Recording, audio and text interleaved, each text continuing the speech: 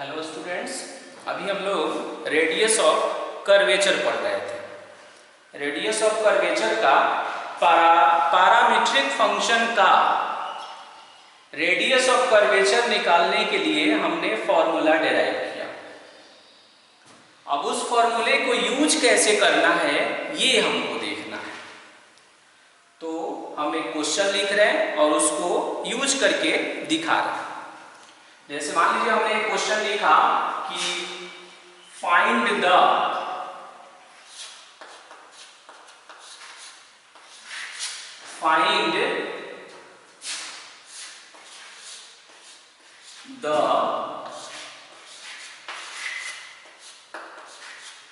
Radius of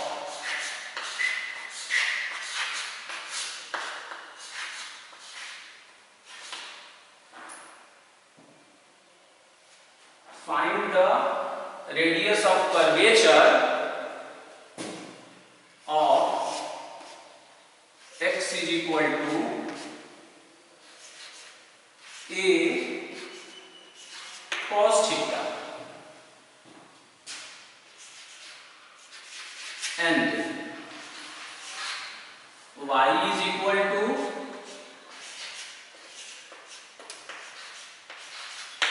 a sin theta. Find the radius of curvature of x is equal to a cos theta and y is equal to a sin theta.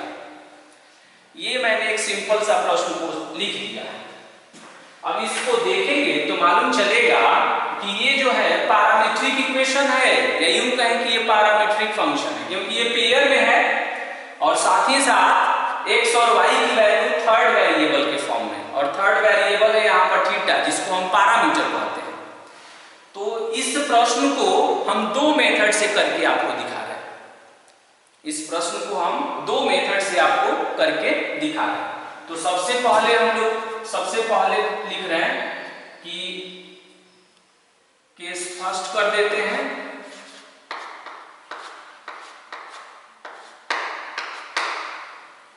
और case first में हम parametric method use कर रहे हैं।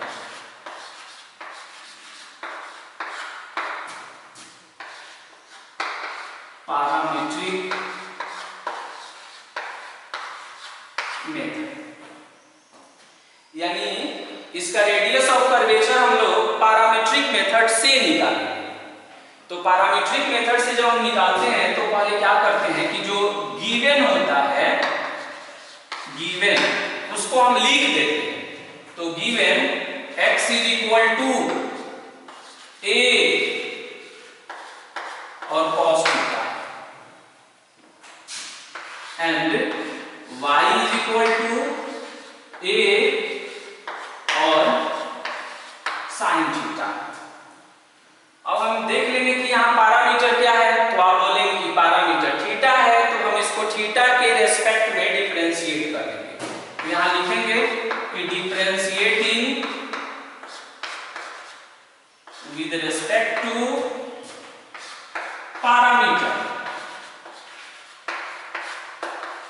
और वो parameter कितना है, थीटा। हम इसको थीटा के रेस्पेक्ट में दोनों को इंडिविजुअली जो है डिफरेंशिएट करेंगे। तो ये होगा dx और upon d theta, dx upon d theta.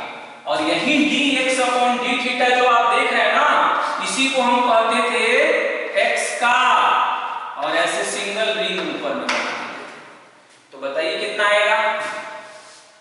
ये हो जाएगा cos का dc कितना होता है, a कांस्टेंट है बाहर, cos का माइनस साइन होता है, तो ये हो जाएगा माइनस में a और ये हो जाएगा साइन थीटा। हो गया। यहां से हम एक लाइन भी डाल देते हैं। अब फिर y वाले को भी करेंगे, तो ये बनेगा dy और अपॉन में d थीटा, और इसको लिखेंगे y का सिंगल रिंग इज इक्वल टू साइन का dc cos होता है, तो ये बन जाएगा a cos थीटा। हो गया। फिर एक बार और डिफरेंशिएट करेंगे, तो एक बार और डिफरेंशिएट करेंगे तो ये D theta square, d2x upon D theta square, और इसी को हम कहेंगे x का डबल रिंग। क्या कहेंगे हम? x का डबल रिंग बोलेंगे इसको। और ये साइन है तो साइन का डीसी कॉस हो जाएगा, तो ये बन जाएगा माइनस में a और कॉस थीटा। फिर इसको हम कैलकुलेट करेंगे, एक हमने यहाँ कैलकुलेट किया, एक रिजल्ट हमने यहाँ किया, फिर एक हमने यहाँ किया है और एक और हम फिर यहाँ करेंगे। उसी तरह फिर निकालेंगे d2y और अपॉन में d थीटा स्क्वायर, और इसको बोल देंगे y का डबल रिंग, y का डबल रिंग। एक्चुअली हम लोग जो रेडियस ऑफ कर्वेचर कैलकुलेट करते हैं ना, वो भी एक तरह का रेडियस ही होता है। और कर्वेचर इसलिए होता है कि जो कर्वेचर दिया होता है, जैसे मान लीजिए कि एक ऐसे हमने ऐसे एक छोटा सा हमने कर्वेचर ऐसे बना दिया। अब कहेंगे कि इस पर एक पार्टिकुलर पॉइंट है और इस पर हमको रेडियस ऑफ कर्वेचर निकालना है, तो सबसे पहले क्या करते हैं कि उस पॉइंट पर हम टेंजेंट बना देते हैं। ऐसे एक टेंजेंट हम बना लेंगे। टेंजेंट का मतलब हुआ कि वो उस पॉइंट को टच करके जा रहा है, और तब क्या करेंगे ना, इस कर्वेचर के हेल्प से ऐसे हम एक इमेजिनरी सर्कल का इमेजिनेशन करते हैं। ऐसे कि ये जो कर्वेचर है किसी कोई एक इमेजिनरी सर्कल है, उसी का ये पार्ट रहा होगा, और इसी इमेजिनरी सर्कल का जब हम रेडियस निकालते हैं ना, तो यही रेडियस ऑफ कर्वेचर हो जाता है। यही रेडियस ऑफ कर्वेचर हो जाता है। तो वही चीज इसमें हम लोगों को कैलकुलेट करना है, वही चीजें हम लोग इसमें निकाल। ओके, फिर आप प्रीवियस वीडियो देख लेंगे तो वहां रेडियस ऑफ कर्वेचर के बारे में और भी इंफॉर्मेशन आपको मिल जाएगी। अब यहाँ पर है y का डबल रिंग हो गया, और ये a है, cos का dc माइनस साइन, तो ये बन जाएगा a और ये हो जाएगा साइन थीटा।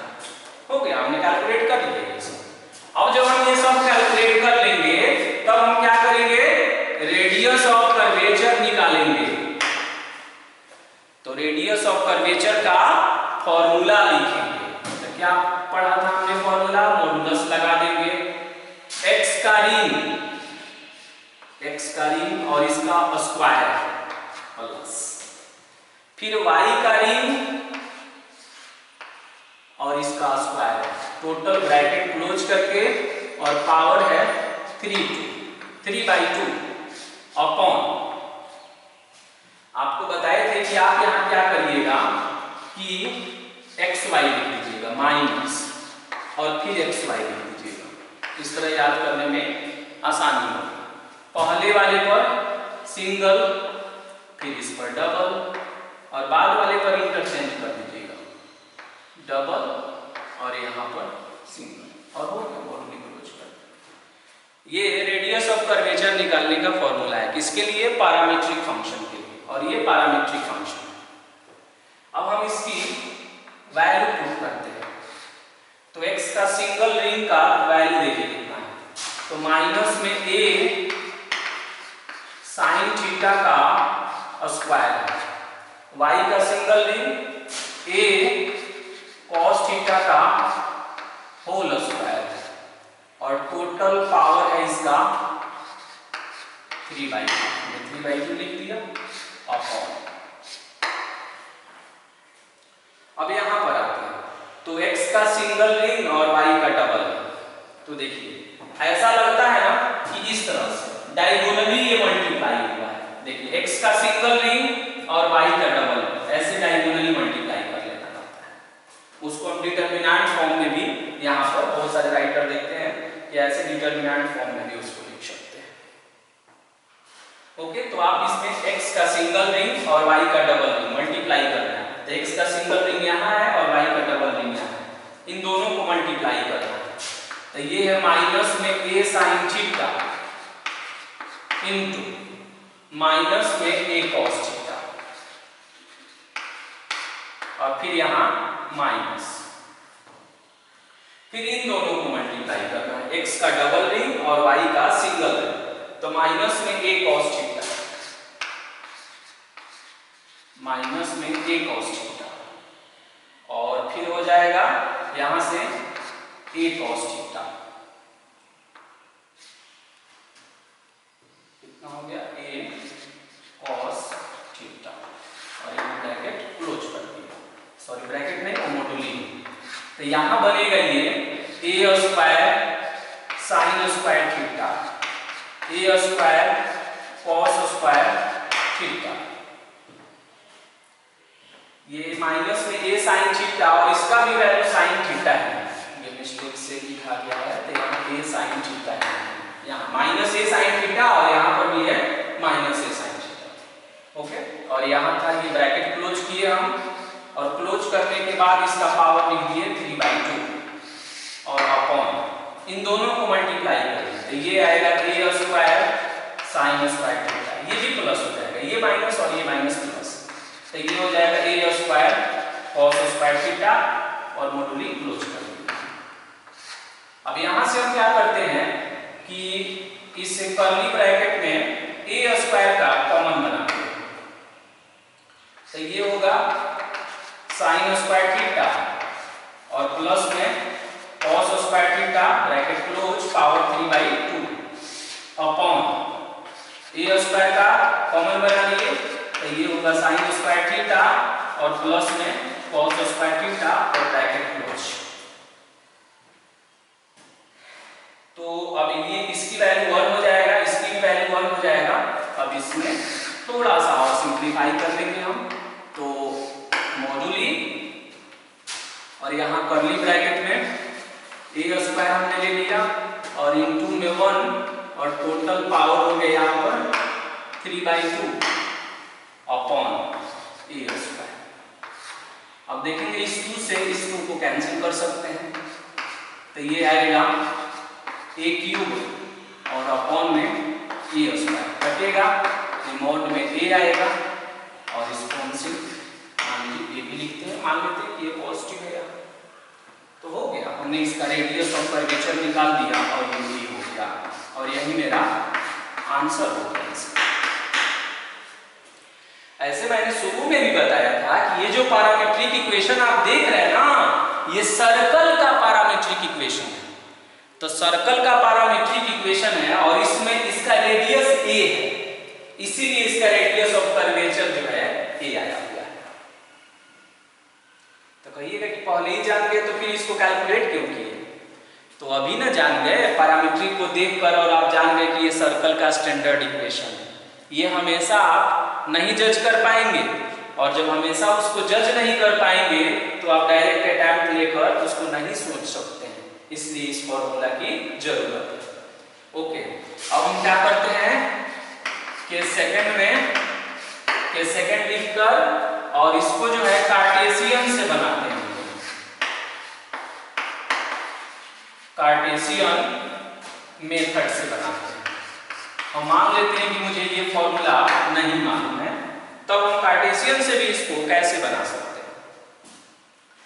तो हमने क्या किया है, हम ऑलरेडी कैलकुलेट कर चुके हैं कि dx/d थीटा, यहाँ रिंग वगैरह की कोई जरूरत नहीं है, उसमें इस तरह के सिंबल का यूज नहीं है। तो dx/d थीटा हमने निकाला था और ये आया था माइनस में a साइन थीटा, फिर हमने निकाला था dy/d थीटा और ये आया था a cos थीटा, तो क्या करेंगे आप, जैसे डिफरेंशिएशन पढ़े हैं पैरामीट्रिक का, dy/dx निकाल लेंगे। तो dy/dx कैसे निकालते थे, dy/d थीटा और d थीटा अपॉन dx। अब बताइए dy/d थीटा का वैल्यू बोलिए, तो a cos theta into d theta upon dx, तो यहाँ है तो dx/d थीटा है और आपको चाहिए d थीटा/dx, तो इसको उलट कर लिख दिए, तो 1 अपॉन माइनस a और यहाँ हो जाएगा ये साइन थीटा, a से कट जाएगा और देखेंगे कि ये आएगा माइनस में cos थीटा हो जाएगा। ओके, हमने dy/dx निकाल लिया, इसमें रिंग वगैरह का यूज नहीं है। अब हम सीधे d2y/dx स्क्वायर निकालेंगे, जिसको हम इसमें y2 कहते हैं, और अभी हमने हमने क्या निकाला, हमने निकाला y1, ये हमने y1 की वैल्यू निकाला। तो क्या करेंगे यहाँ पर d/dx और यहाँ पर कितना है माइनस में cot थीटा, उसको फिर से एक बार डिफरेंशिएट करेंगे। ये डिफरेंशिएट नहीं हो पाएगा क्योंकि यहाँ x है और यहाँ थीटा है, तो यहाँ चेन रूल से सेट कर देंगे, माइनस कांस्टेंट है बाहर और d/d थीटा, और यहाँ लिख दिया हमने cot थीटा, और यहाँ हो गया d थीटा/dx हो गया माइनस cot को डिफरेंशिएट करिए, तो cot को जब डिफरेंशिएट करेंगे थीटा के रिस्पेक्ट में तो माइनस में cosec स्क्वायर थीटा d थीटा/dx का वैल्यू देखिए, फिर यहाँ से यूज करना होगा। dx/d थीटा मालूम है, लेकिन चाहिए क्या d थीटा/dx, तो इन्वर्ट करके लिख देंगे 1 माइनस में a sin थीटा। तो देखिए अब यहाँ पर हमने अब देखेंगे तो 1 2 और ये 3 माइनस हो गया, तो फाइनली ये माइनस हो जाएगा और ये बन जाएगा, साइन को ऊपर ट्रांसफर कर दीजिए, साइन को क्या करते हैं ऊपर में हम ट्रांसफर कर लेते हैं, तो ट्रांसफर करेंगे तो साइन ऊपर जाकर cosec बनेगा और एक cosec पहले से है, तो ये बन जाएगा cosec क्यूब थीटा और बाई में ये हो जाएगा cosec क्यूब थीटा और बाई में कितना हो गया a हो गया। अब हम क्या करेंगे कि जब y2 निकाल लिए तब हम रो निकालेंगे, तो मॉडुलस तो 1 प्लस और y1 का स्क्वायर, हमारे पास फॉर्मूला क्या था 1 प्लस y1 का होल स्क्वायर, टोटल पावर 3/2 और अपॉन में कितना है y2 है, ये कार्टेशियन में यूज करते हैं, तो 1 प्लस और y1 देखिए कितना है, तो y1 है माइनस में cot थीटा, तो उसको जब स्क्वायरिंग करेंगे तो ये cot स्क्वायर थीटा बनेगा और टोटल पावर कितना होगा 3/2 और अपॉन y2 की वैल्यू, तो y2 की वैल्यू कितना लिखेंगे माइनस में cosec क्यूब थीटा और बाई में a, और यहाँ से मॉडुलस क्लोज हो गया। अब बताइए 1 प्लस cot स्क्वायर थीटा, तो ये तो cosec स्क्वायर थीटा होता है, ये आइडेंटिटी आप लोगों ने सेकेंडरी में पढ़ा होगा कि cosec square theta minus cot square theta 1 होता है, उसी का ये डिडक्शन है कि 1 plus cot square theta cosec square theta हो जाएगा। टोटल पावर है 3/2, तो हमने यहाँ लिख दिया 3/2, ये a ऊपर में ट्रांसफर हो जाएगा और अपॉन में माइनस और ये है cosec क्यूब थीटा और मॉडुलस क्लोज, इस 2 से ये 2 कटेगा, तो जब ये 2 से ये 2 कट जाएगा तो ये बचेगा cosec क्यूब थीटा, क्या बचेगा cosec क्यूब थीटा, ये 2 और ये 2 कट जाता है इसमें, तो ये 3 हो गया, ये भी 3 है, तो ये फाइनली पूरा कट जाएगा, तो देखेंगे कि ये बचेगा मॉड में माइनस a, और फाइनली इसको जब हम सिंप्लीफाई किए तो ये भी आ गया, यानी इस तरह भी हमने a को ही प्राप्त किया। ये मेथड बता रहा है कि अगर मुझे इस फॉर्मूले की समझ नहीं है पैरामीट्रिक वाले का, तो हम कार्टेशियन से भी बना सकते हैं ऐसे प्रश्न, ओके, लेकिन फिर भी इस फॉर्मूले को याद रखेंगे हम, ये भी इंपॉर्टेंट फॉर्मूला है, और इस तरह से हम रेडियस ऑफ कर्वेचर का ये बेसिक क्वेश्चन को हम लोगों ने देखा। अब फिर इसमें और भी बहुत सारी बातें हैं, उसकी भी हम लोग चर्चा करेंगे, ओके।